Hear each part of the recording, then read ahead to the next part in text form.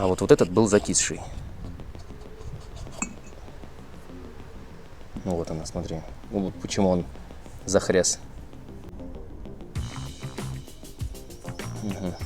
Вот он был нерабочий. Вовремя сюда заглянул. Так, снимаем резинки старые.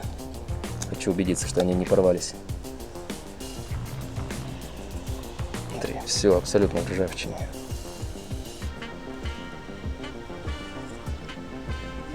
Нет, сама резинка целая.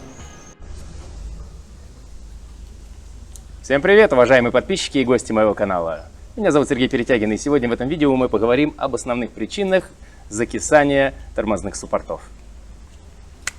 Тут и закисание тормозных колодок от пыли, которая вырабатывается ими самими же, и закисание направляющих в простонародье пальцев, и, конечно же, тормозные поршни, как в моем случае. Я решил проверить, как там смазка на направляющих, и был неприятно удивлен, что мои поршни... Бывает такое, когда резинка-пыльник лопается или трескается, туда попадает влага, вместе с грязью начинается процесс коррозии. Я хочу изменить этот процесс раз и навсегда. Ну, как меня уверяет производитель. Я уже заказал себе вот такие замечательные поршня из настоящей нержавеющей стали, полированной. Только-только прям, так сказать, с завода. Вот даже стружка еще осталась. Надо будет их продуть. Ну, я думаю, наверное, обезжирить перед этим. И, конечно же, новые резинки-пыльники я всегда люблю покупать именно комплектом, потому что, ну, так, в принципе, и дешевле получается. Если сейчас не все резинки нужно будет менять, но на будущее они всегда останутся. И это будет очень хорошо. Резинки на сами направляющие. Тот самый пыльник на цилиндр. И, конечно же, здесь еще есть, вот они в отдельном пакетике, вот эти вот кольца как раз для самого поршня, когда он находится в суппорте. Все тоже будет новое, все будет очищено, зачищено. И, что меня приятно удивило, в этом наборе даже есть, вот японцы мне положили 2 пакетика со спецмаской своей. Хотя у меня есть моя силиконовая любимая, специальная. Ну, молодцы, мне вот так нравится. Мне уже не терпится проделать эту процедуру, поэтому я уже снял колесо, подомкратил машину, дополнительный домкрат поставил для безопасности. И давайте приступим. Для того, чтобы установить новые поршня, нам нужно будет полностью снять тормозной суппорт. Для этого ослабляем 2 болта сверху и снизу головкой на 14. Также нам необходимо будет отцепить тормозной шланг. Для этого головкой на 12. Нужно будет его немного ослабить, потому что если он закис, после снятия суппорта сделать это будет проблематично.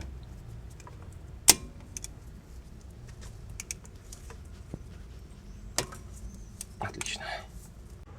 Удавливаем немного поршня и снимаем тормозную скобу. Кстати, это все те же тормозные колодки Циммерман, которые я устанавливал, делал обзор. Вот. Сколько времени прошло? Почти 1,5 года. Застрял. Толщина все еще отличная. Забилась только вот эта посерединке ложбинка. Прочистим ее и можно ставить назад.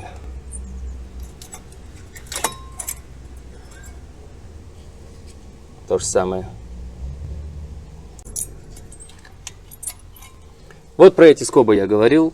Та пыль, которая образуется при торможении, когда колодка истирается, она оседает и при нагреве как раз вот здорово забивает. Вот все это надо прочистить, потому что это одна из первых причин, почему колодка перестает отжиматься, начинает поскрипывать и, соответственно, неравномерный износ. Это дело мы все зачистим. Другая же причина — это как раз вот эти вот направляющие. Либо резинка порвалась, либо просто смазка ушла. Ну, в данном случае вот здесь, да. Вот здесь вот не очень мне нравится. Я думаю, мы заменим все резинки на новые. Здесь вот порядок. Можно как раз посмотреть. Да, тоже смазка уже не очень хороша. Все дело надо будет обслужить. и все дело смазать. Этим мы тоже займемся, но больше всего меня волнует как раз именно вот эти поршня. Для того, чтобы их легко достать из суппорта, некоторые используют там компрессор или что, я делаю намного проще. Для этого потребуется мой помощник Макс. Садись за руль, жми на тормоз.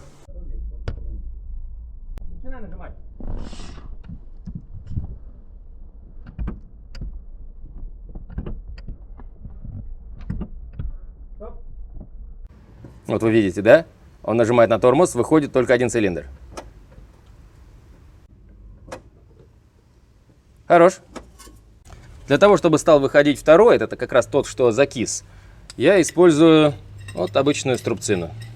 Для этого немного притормозим цилиндр, который стремится вперед.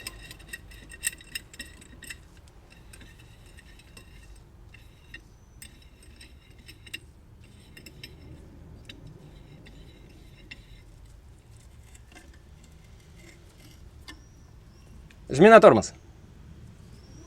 Да. Вот он пошел.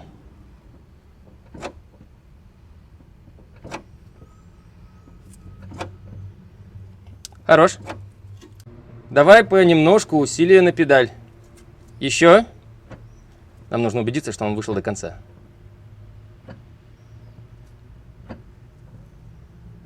Чуть посильней. Еще. Еще. Так, стоп. Сейчас я чувствую, что я смогу его уже руками голыми, так сказать, вынуть. Ужасная, ужасная коррозия, ржавчина абсолютно везде. Так, все, спасибо. Я вижу, что могу самостоятельно теперь его вынуть. Ой, господи, пчела как прилетит. Прям вот в локоть хотела залететь во внутреннюю часть. Ёлки-палки. Я опасалась, что машина не открыла. Я думаю, что меня там трогает. Хорошо не укусила. Ой.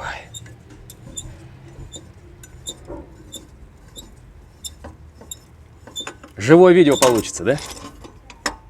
Снимаем струбцину и подготавливаем емкость для слива тормозной жидкости.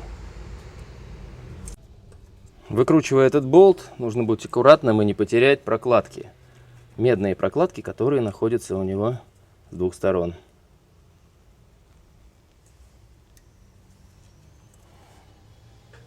Тормозной шланг можно опустить, и под него мы подставим емкость, но вначале сольем остатки жижи.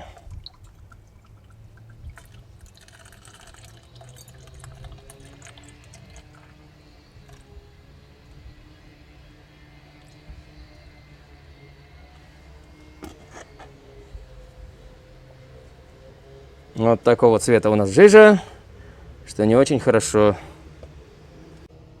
Медная прокладка осталась одна вот здесь на болте, а одна прикипела к самому суппорту. Мы их снимем, зачистим, будут как новенькие. Вот такой наш суппорт Токико. Как можно видеть, смотрите. Коррозия, но все равно пробирается. Хотя резинка, вот же она. Ну, не порвана. Просто время, наверное, пришло. Смотри. Нет, ни одной, вот, ни трещины, ничего. Резина в хорошем состоянии. Скорее всего, она растянулась, и вот через эту щель попадает вот эта влага, и образуется вот такая коррозия. И это еще рабочий, да, смотри. Он еще, в принципе, работал, и работал неплохо. Что у нас здесь? Давай посмотрим.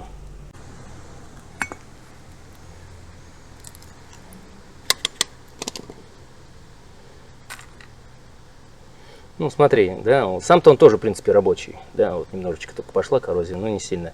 Вся только на ободке. Ну, скорее всего, вот эти резинки или стали слишком тугие. Мы сейчас сравним их, конечно, с новыми.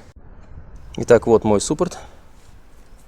Еще вот этот бочонок, смотрите, он, в принципе, вот внутри нормальный, да. Ну, вот сюда пошла только коррозия. Такое ощущение, что это вот именно та ржавчина, которая ползет изнутри и попадает под резинку.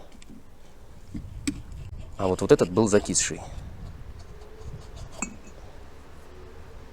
Ну вот она, смотри. Ну, вот почему он захряс. Угу. Вот он был нерабочий. Вовремя сюда заглянул. Так, снимаем резинки старые. Хочу убедиться, что они не порвались.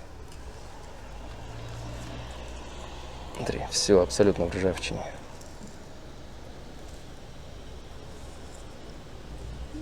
Нет, сама резинка целая. Конечно, она задубела, стала такая вот прям вот жесткая и, возможно, немножко растянулась. Но если сравнивать со старой новую, то она прям вот мягенькая, податливая. Все с ней отлично. Заменим. Порядок. Кстати, ремкомплект, вот для него номер буду использовать. Здесь абсолютно все резинки, то есть и на сами направляющие, и на поршни, и на внутренние вот эти вот резинки очень хорошо менять тоже в сборе, потому что иногда бывает, пыльник меняют, он отдельно продается, а про эти резинки забывают. Они находятся внутри, по ним как раз поршень скользит. И еще вот такая вот маленькая резиночка, тоже отдельно, не знаю, возможно ли ее купить. Она ставится на один из пальцев направляющих. По-моему, на верхний, ну или на нижний, мы сейчас убедимся в этом. И даже есть здесь смазка. Смазка в комплекте также есть. Покажи ее, пожалуйста. Смотри, прикипело здорово. Все из-за этой коррозии ржавчины. Ну, также, смотри. Резинка, в принципе, целая. Ничего не случилось с ней. Либо под нее попадала, либо сверху. Ну, мы все это дело заменим.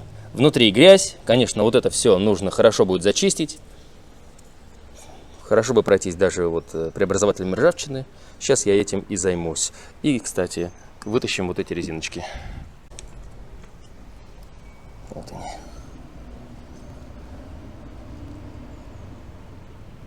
Ну, кстати, выглядит почти как новые. Только жесткие. Это мягенькое, это жесткое. Ну, мы все заменим на новое. Все будет просто отлично.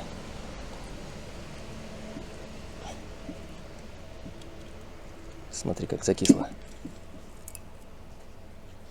Вот это вся коррозия, ржавчина, вот это все надо будет очень хорошо, тщательнейшим образом вычистить. Мне потребуется штангель-циркуль, чтобы не быть голословным.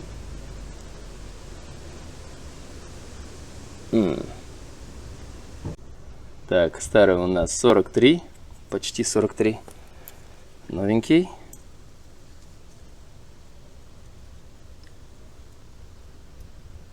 Также почти 43.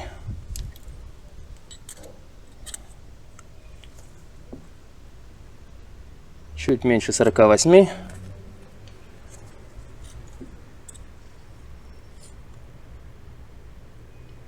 Чуть меньше 48, даже 47,5 как-то. Но это не столь существенно. Смотрите, какое отличие. У оригинального старенького есть 3 точки на донышке, здесь одна большая. И еще на новеньком из нержавеющей стали у него как бы такой вот скос. Да? Ну, даже не под 45 градусов, ну, такой приблизительно. А здесь просто такие вот, ну, как гладкие грани. Все. Даже лучше должен заходить. Для вас прошло, может быть, пару секунд, для меня пару часов. Пока все зачистил, заодно проделал шумовиброизоляцию, также прочистил полностью и даже немножко подкрасил суппорт. Сейчас будем его собирать. Зачистили скобы для колодок, сейчас сами колодки еще почищу. Так, приступим. У нас будут новые резиночки, уплотнения. Они будут стоять вот здесь вот внутри. Я надеюсь, что камера покажет. Покажет? Угу. Так, аккуратненько ее туда трамбовать. Чтобы она не замялась. Самое главное. Чтобы она не замялась, а зашла хорошо. Вот, она на своем месте. Видно?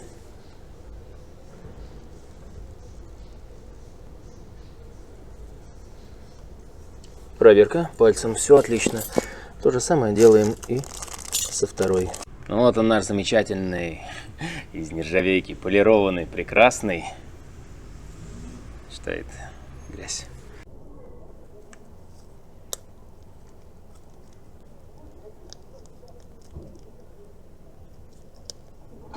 Чем меньше его опустить, тем легче будет ставить.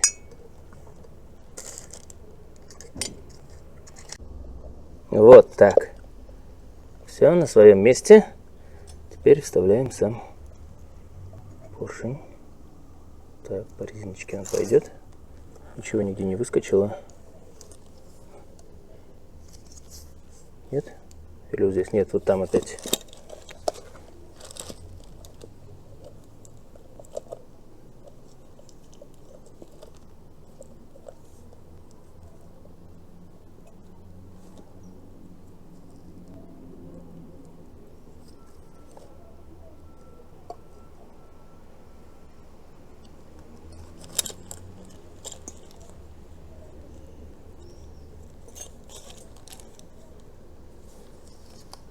Так, и вуаля, новая резинка на месте. Теперь проделаем то же самое со второй стороной. Как одеть пыльник? Я для себя обнаружил лучший способ. Это взять резинку, вот это вот получается вот лицевая сторона ее, да, и надеть снизу, где-то на 1/3. Расправить. Вот. Чтобы основная часть резинки была свободной. Дальше устанавливаем в пазик снизу полностью, слева и справа. И дальше нужно просто пропихнуть ее вот здесь вот, чтобы она скомкалась и расправилась в пазике.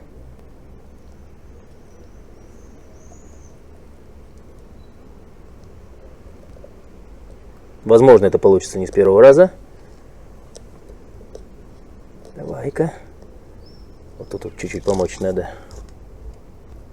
Аккуратно отверточкой, но чтобы не порвать пыльник. Он новый. Так, все. Проверка. Везде зашло.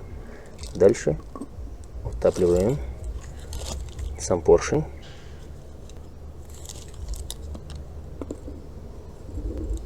Вот. Оп. Он сел на свою позицию. И резинка у нас идеально на своем месте. Вот так должно выглядеть.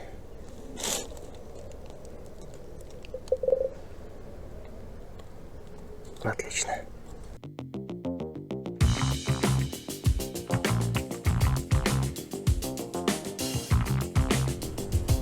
Далее пластины на свое место. Конечно, желательно их уже заменить. В следующий раз уже придется. Потому что их невозможно зачищать пожизненно. Все-таки иногда надо менять. Да. Также заменим пыльники на направляющих и добавим новой смазки. В комплекте здесь уже была смазка. Воспользуюсь ею.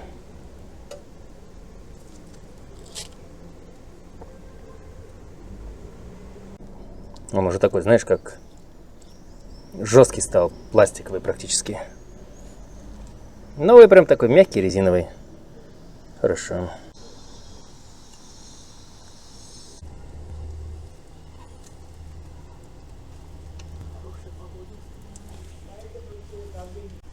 А вот она, нижняя, смотри. Вот здесь как раз резинка, иногда бывает ее тяжело обратно поставить. Это как раз резинка со временем становится больше, растягивается, и вот так вот съезжает и не дает установить саму направляющую. Заменим и здесь пыльник. Хотя ни один пыльник не порвался. Какая из них теперь новая? Вот эта. Новая резинка достаточно тугая. Ну вот она на месте.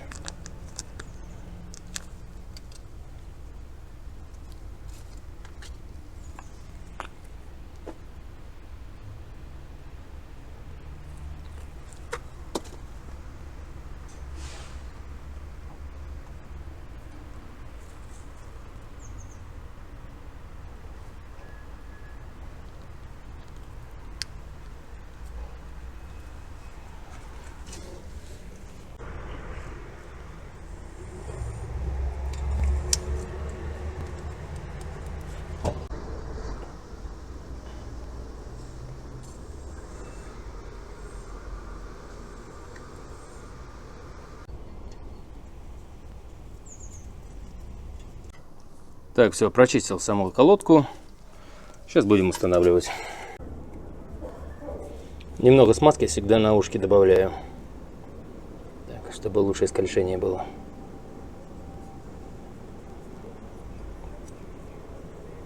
Устанавливаем на место.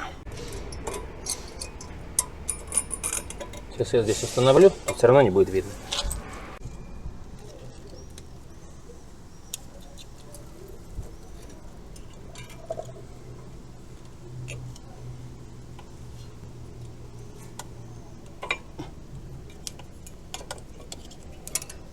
Не с первого раза. Угу.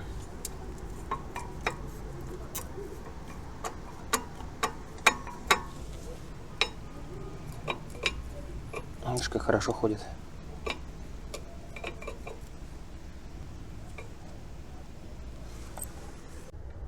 Медные прокладки я уже зачистил. Устанавливаем на место.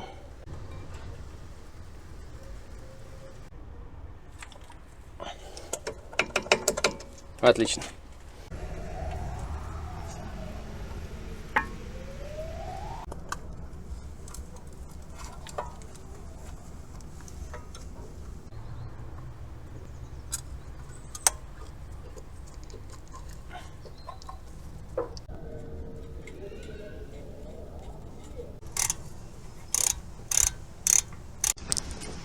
А теперь только осталось прокачать тормоза. Поможешь? Конечно. Все, что нужно, открыть бачок главного цилиндра и добавить необходимое количество жидкости. Самое главное, чтобы он не засосал воздух. Иначе придется прокачивать все 4 колеса. Чтобы не проливать тормозную жидкость на землю, я использую такой вот прозрачный гибкий шланг. Другой конец опущен как раз в стакан с тормозной жидкостью. Будем отслеживать, когда пойдет чистая тормозуха. Давай. Прокачкой тормозов можно заниматься вдвоем, а можно и также сделать это одному. Достаточно просто установить вот такой прозрачный шланг, чтобы контролировать, какая жидкость пойдет. И открываем. Самое главное опустить конец, не сказал, там, где уже вот старая жидкость, потому что он не будет засасывать после воздух. Давай.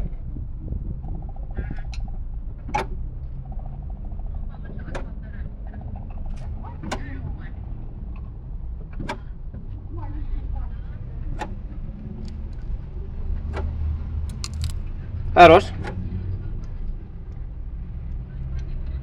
Сейчас накачай быстро-быстро.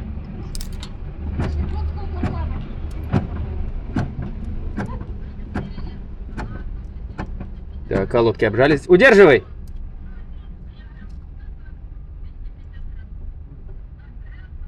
Утопилась?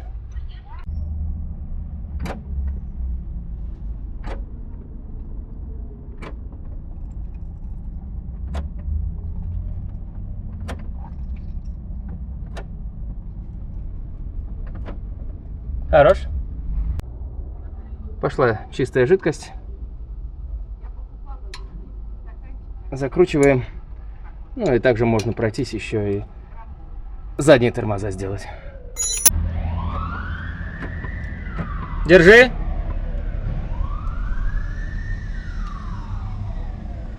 Все, никаких пузырьков нет. Вдавилась? Все нормально. Затягиваем и порядок.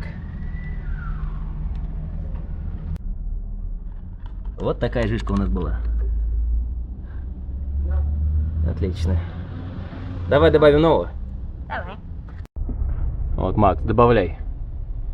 До того, пока до максимума не покажет. Угу. Покажи, какая хорошая светлая жидкость. Почти белая, да? Вот такая должна быть. Все, хватит. Максимум. Угу. Молодец. Закрывай. Всегда сразу. Все крышки запомни. Все, нормально. Крепко и хорошо. Потому что если сразу не закрыл, забыл, захлопнул капот, поехал, все пролилось, потерялась великолепная концовка.